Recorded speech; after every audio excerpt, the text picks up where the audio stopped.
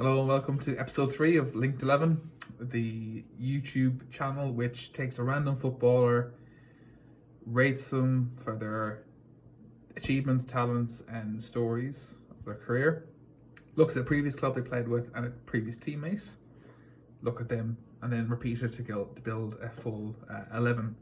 So the first player that I want to look at this week is Sol Campbell. So Sol Campbell, obviously very good centre back, over 70 caps for England. Very controversially moved from Spurs to Arsenal in 2000. Had good success at Arsenal, obviously winning the league. Moved on to Portsmouth, won the FA Cup. Had a very brief spell at Notts County with Sven-Goran Eriksson. I think was director of football. Played only one game, but also before that was at Portsmouth and won the FA Cup. So Sol Campbell, I think, you look at his achievements, a couple of World Cups, very good defender. So I give him a 7 for achievements. Talent-wise, 7 as well.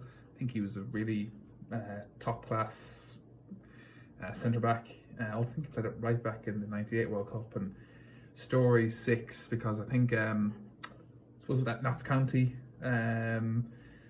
kind of fiasco really, where he played one game. I think he was actually never paid, and it was all a big con who took over that club, and also as well then the Invincible team and stuff. So that gives him a total score of 294. So I looked at his time at Portsmouth, obviously when he won the FA Cup, and picked the season 08-09. So looking at that squad, a player that slightly jumped out at me was Dave Nugent. Dave Nugent now is 35 and he's still plugging away at Preston. One time in England international, and very famously scored that one goal in off the line, still counts. So he left Leicester just before the season before they won the league. I think that's right, yeah.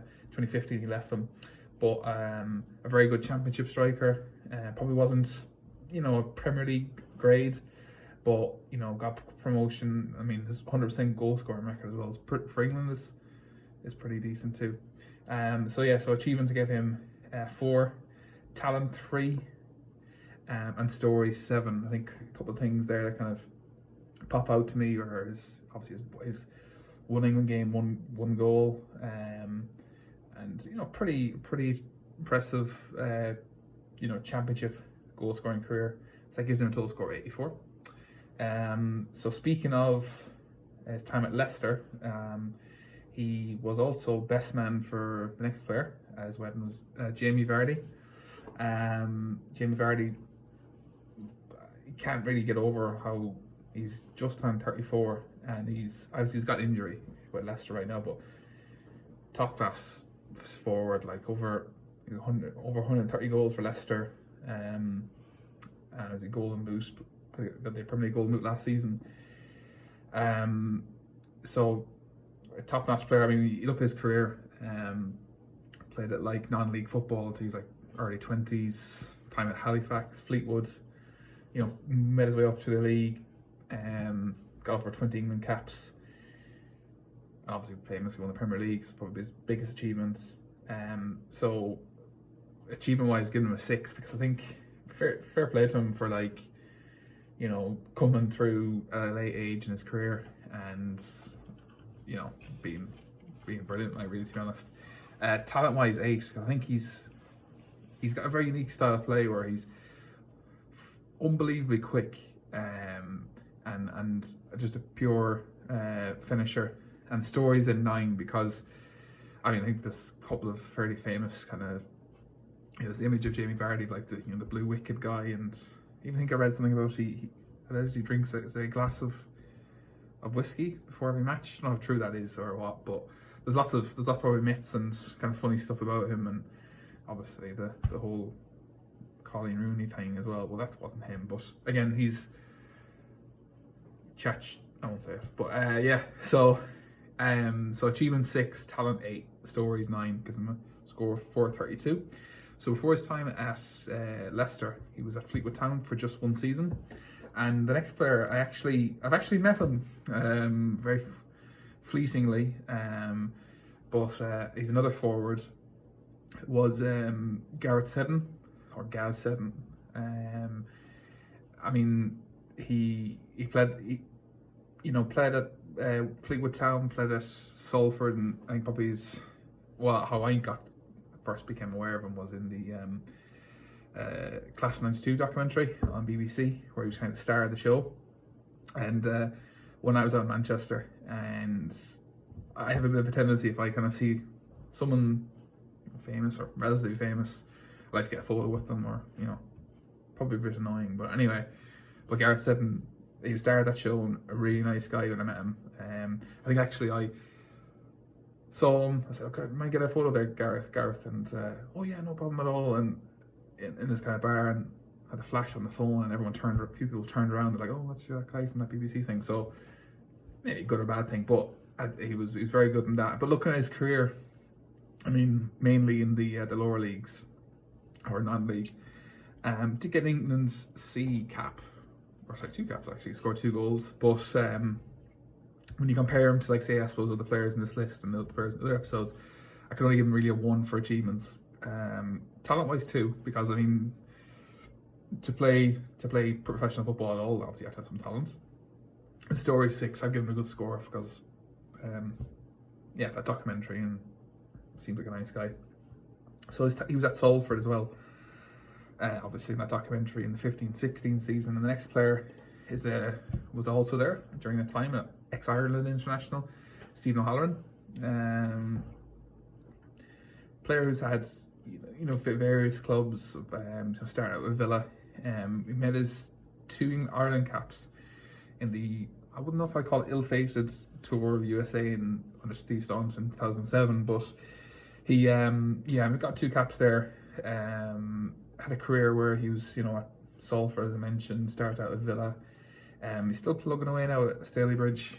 I think I also read that he's a physiotherapist qualified from Salford Uni, so fair play to him. So looking at his career, getting those couple of caps, give him his achievement score of 2.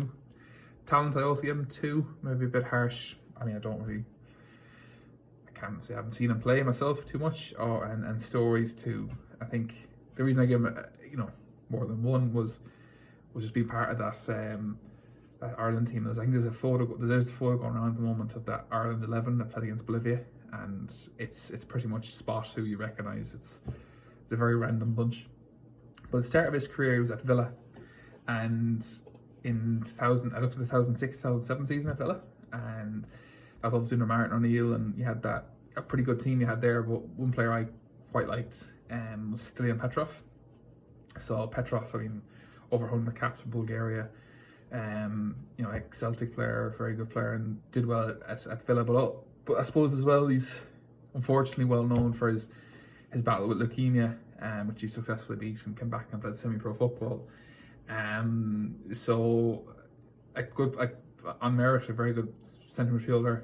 Achievement-wise, 6. Got those SPL titles, and over 100 caps for Bulgaria can't be sniffed at. Talent 6 as well. I think he was part of that Celtic team with Larsson and Hartson and those guys in the UEFA Cup 2003 period. So you can't argue with that. I think talent wise 6, and Stories 8, because I think he does seem like a really good guy, and probably fondly remembered as well from his previous clubs.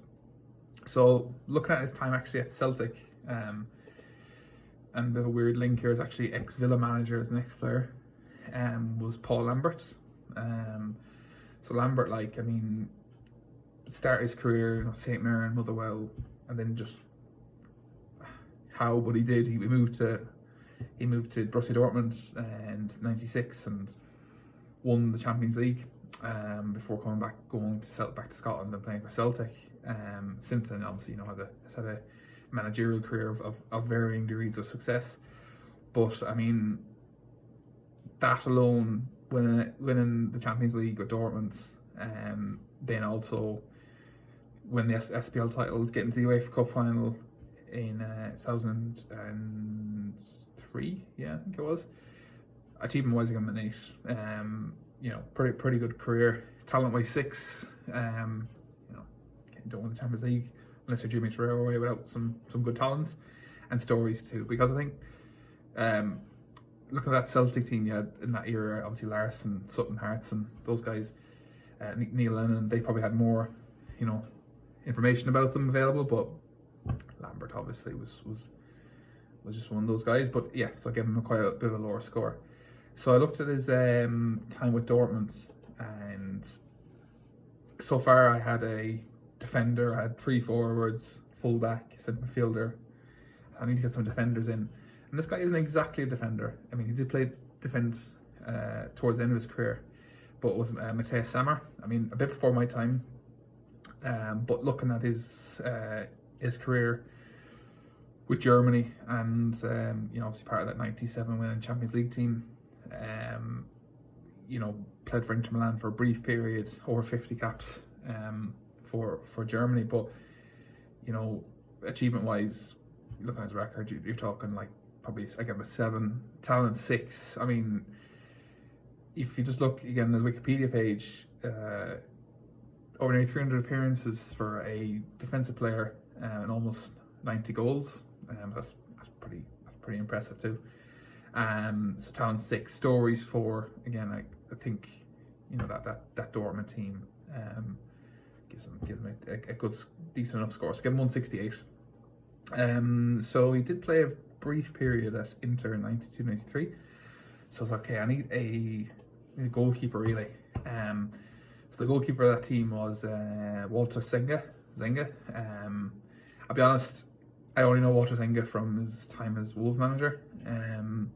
So looking at his career, 300 appearances for Inter, and almost 60 caps for Italy, and won those Italian leagues. I give him a score of 7, talent 6. Again, based on his record, and stories 3. Because I think you just look at his the amount of teams he's managed. It's an amazing list.